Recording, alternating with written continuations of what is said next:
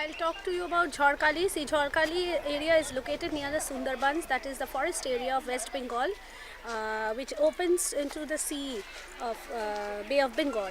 And the occupation of the people in Jharkhali is collecting honey and fishing. But the economic condition is very, very poor, and hence the education status is it's nil. If you can say, the farmers and the villagers and the natives over here, they don't have education, or they are not literate.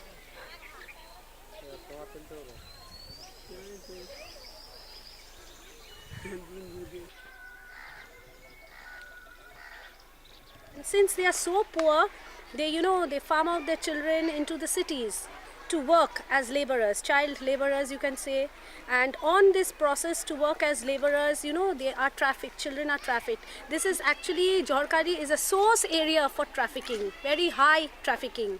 A lot of girls go from here to work in the cities to earn money and send back to the, parents who make a living.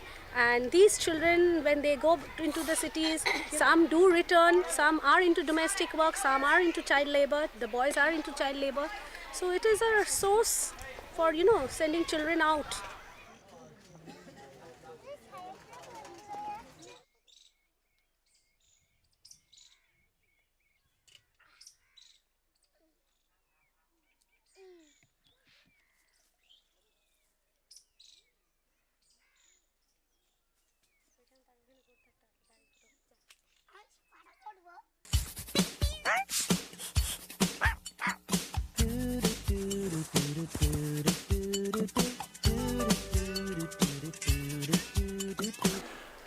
Well, in the year 2000 I was appointed transition year coordinator in the John Scottus School in Dublin, and I met Sister Cyril a year later. She was principal of a large girls' school in Calcutta. She invited us to come out, and we began in 2002 a building programme that went on for 10 years annually, in which we built over 20 mainly primary schools, but some secondary all over the state of West Bengal under her guidance.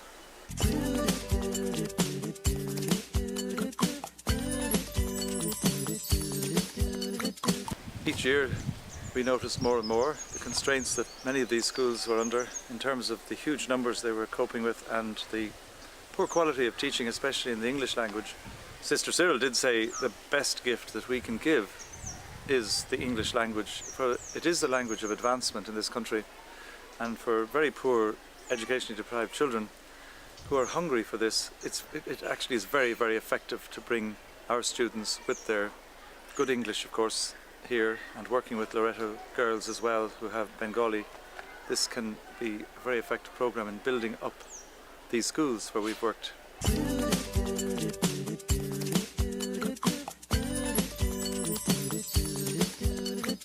We are involved at the moment with the Jharkhali school, which we helped to build. We spent 3 years building that. So we're teaching there. There's over 200 children attending that. But this year we moved out from that place, and we're designing a program for the local high school where they have 1,500 students and one English teacher. So in support of him, we've committed ourselves to helping in that Hirobanga High School next year.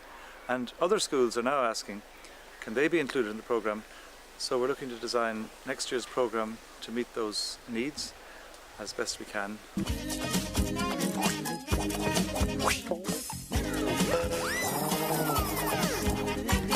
The teaching program is maintained throughout the year by Loreto Day School in Calcutta. They have a teacher training program themselves. We from John Scottus finance the program. Each month training is given to teachers from 10 schools on Vashanti Island around Jharkhali, and they're given training in human rights and English language. So we're building up the skills of the local teachers, especially in the primary schools where there's very little English taught at the moment, and that's where the focus is. So there's maintenance of the program throughout the year.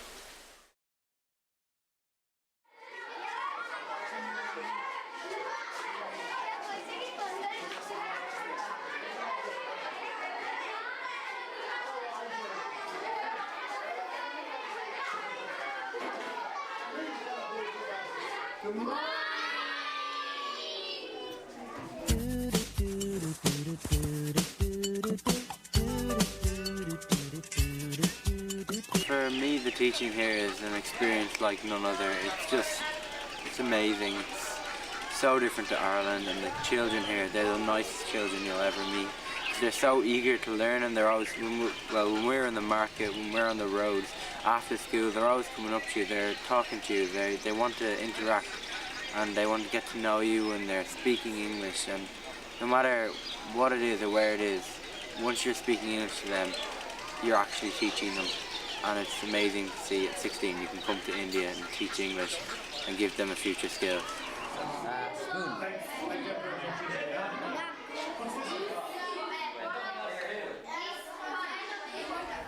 Very good, well done. Primary school teaching is really difficult, and I have a lot more respect for primary school teachers than I would have in the past. But at the same time, I can see why they do it. It's challenging and it's tough, and kids are talkative and they don't pay attention always.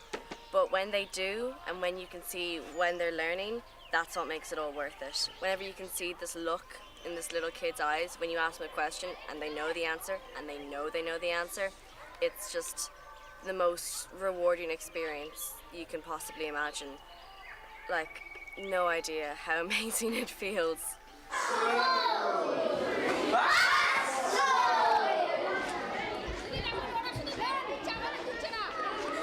This? Yeah, very good. What colour is this? Orange. Yellow. Yellow. Well, when I came here, I was expecting the kids to be able to learn instantly. That wasn't really true. It takes a lot of effort and hard work to be able to teach the kids something. And I suppose that kind of hit me hard. I've got more respect for teachers back home and anyone who's taught me anything really in my life.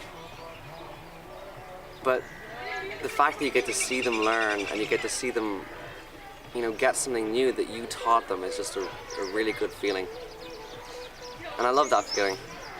And I think that's the whole reason why we come here, is to get that feeling and to make everyone else in the area get that vibe off of you. It's really nice. That's what it's all about.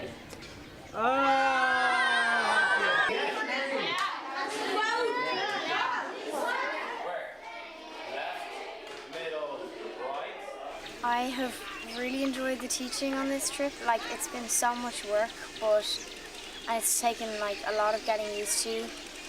But it's been so much fun. Like, it's tested my patience. It's worn me out, and like it's made me like work hard because you have to plan each lesson. But it's getting down with the children and getting down to the level has just been so enjoyable, and I feel so much more confident, and I've learned so much from this. What about this? What colour is this? White! And that is? White! And so fish. Fish. Good. Yeah. Well, teaching is never really something that I wanted to do much, and to be honest, it's something I really don't want to do now. But I really am glad I've gotten a chance to do it, and I understand why people would want to teach, because you get this amazing feeling you get when the shy kid at the back of your class who really isn't getting it, and you go down to his level and you want to just teach it to him, and then he's the one who puts up his hand first and goes up to the front of the class and explains it and tells everybody what you've just taught him, and you get such a great feeling of it. These are my toes. These are my toes. Faster. And they could jump. 7, follow.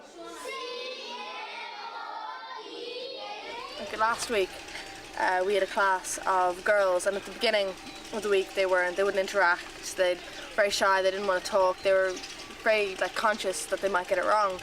By the end of the week, they were all trying to tell us the answer. They were all putting up their hands. They were all, they were actually getting excited, and if they got it right, or even if they got it wrong, they got a high five. It was, well done, you tried, and you really felt like you got through.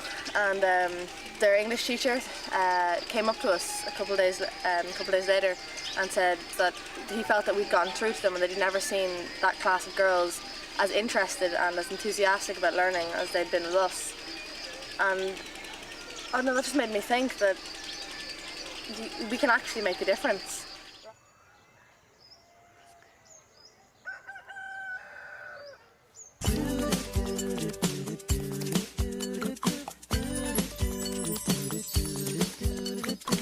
I have 12 years experience now, and I know that my students, they grow a lot during this transitionary period in their lives. By coming here, they're taken out of their comfort zone, they sleep on the floor, they eat the local food. They have to, and they do adapt quite quickly to the very strange circumstances for them. Washing in the pumps and that sort of thing. There's no electricity in the area. So all those things, it's so good for them. And as human beings, it has great development potential for the individual, apart from the development that it gives to the local area. So it's a good program in lots of ways.